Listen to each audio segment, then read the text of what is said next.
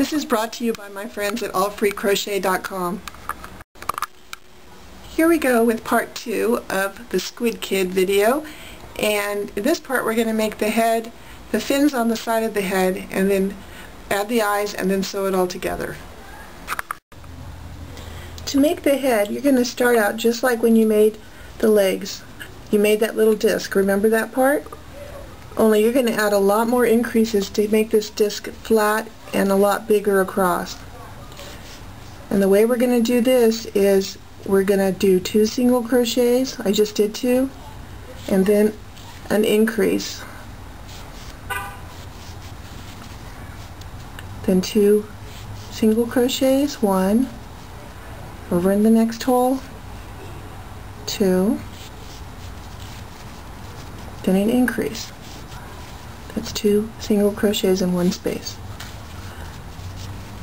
And you're going to keep going on like that around until you get the diameter of the head.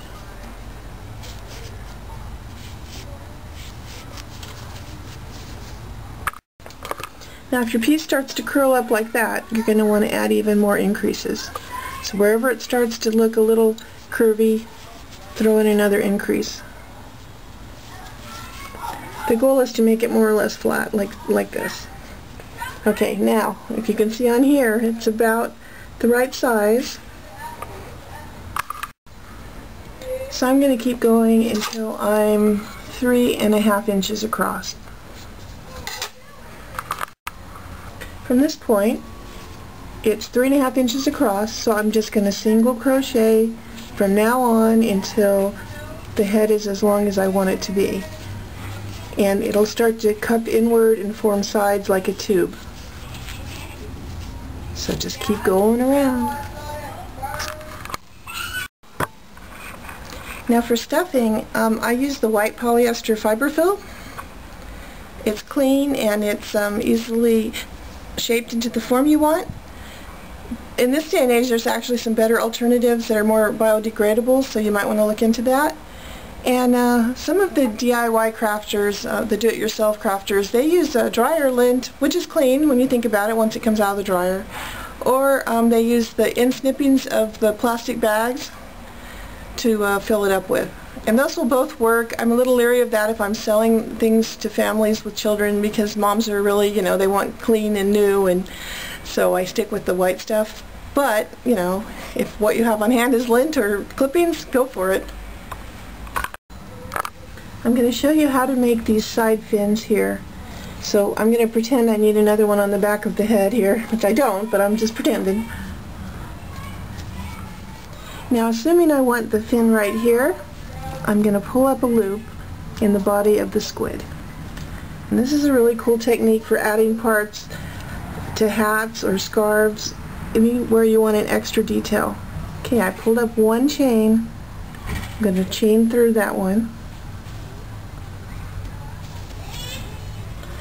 And then I'm going to just go down the line, pulling up a loop, making a single crochet, pulling up a loop, making a single crochet, and I'm covering up the spare end as I go so I won't have to sew it in later.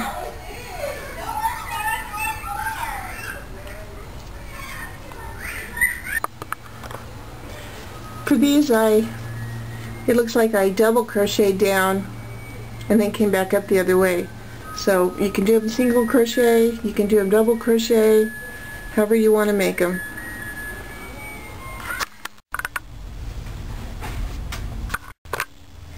Okay, I went and got a wooden spoon out of the kitchen, and here's my stuffing. So going to pull out a bit of stuffing, break it up a little if you need to, and here's my leg. Well, let's do the little one. Alright, going to get it started with my fingertip, and use your spoon to push that into there. Right. And when this is all filled up, I like to take it between my hands. Here's the finished one.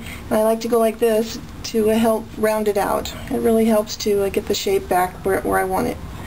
Now don't overstuff it. If you overstuff it, the holes get bigger and bigger, and next thing you know, the white stuff, you can see it right through the... To a degree, you can always see it through a little bit because it's fairly thick yarn, but, you know, don't get carried away. You don't want, like, really, that's a little fat right there, see what I mean? So don't get too carried away. Some people actually like the feel of not stuffing it at all. They just like that kind of floppy feeling. So you might go with that, depending on what you're looking for. And the next thing is finishing each part and sewing the whole thing together. So I'm going to be doing that in a minute.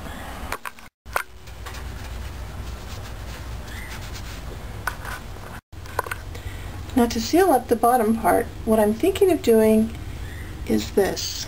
Making a little plus shape and then whip stitching over each little like along here together and then along here together. And that way I can put a leg, a leg, a leg, a leg. So one leg on each point and one leg in each valley.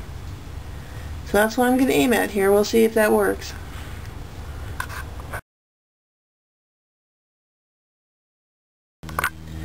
Here I have some eyes I've chosen.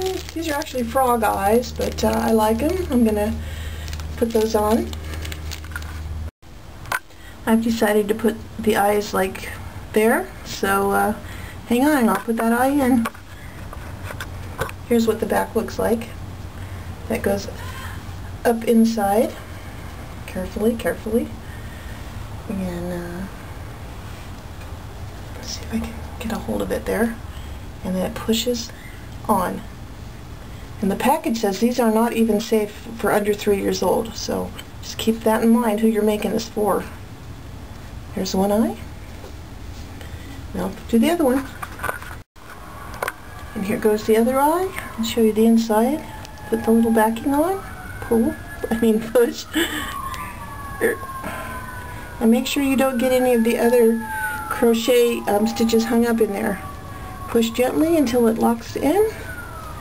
And there we go. I think things always come to life when you put the eyes on. He's looking more squiddly already. Now I'm going to sew in some of these ends, and I always leave my ends extra long because you can use that bit to overcast everything together. So if I just pulled this, it would all just totally come undone. So you have to put your ends through and then tighten it to keep it from unraveling. Once you do that, you can go ahead and sew it together. Alright, here I am stitching up, and I just like to do that overcast stitch. And I'm going to do it like that, like I said before, so it's going to be an interesting shape. If that's too complicated, you can sew it straight across. It'll look a little different, but it'll work. So I'm going to finish sewing that up. Now here's a little trick. I actually threaded this new piece of yarn, and instead of tying it on the very end like you'd think, I'm going to tie it in the middle like so. Make a good knot there. And that way I can use this end to sew this direction and this end to sew another direction. Now I'm not going to cut these ends off at all yet because I'm going to use them to sew on the legs.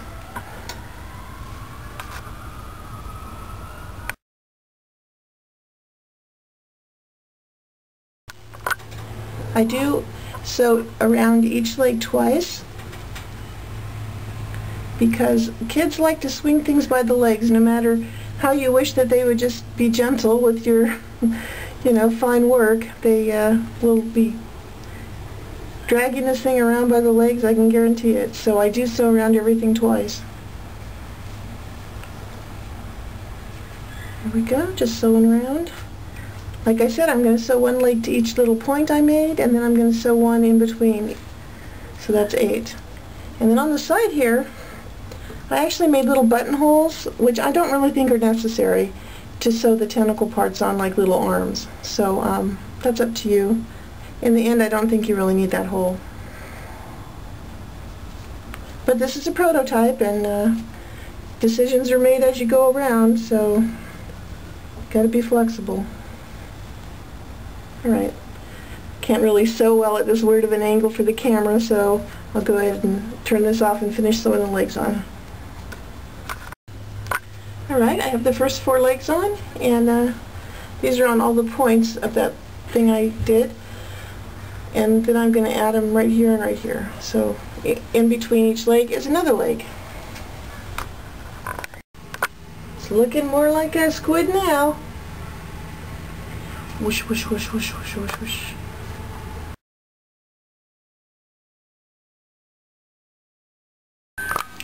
Sounds like it's time for ice cream, so enjoy making your squid. And here's my squid. And if you have any comments, be sure to leave them below. Toodles!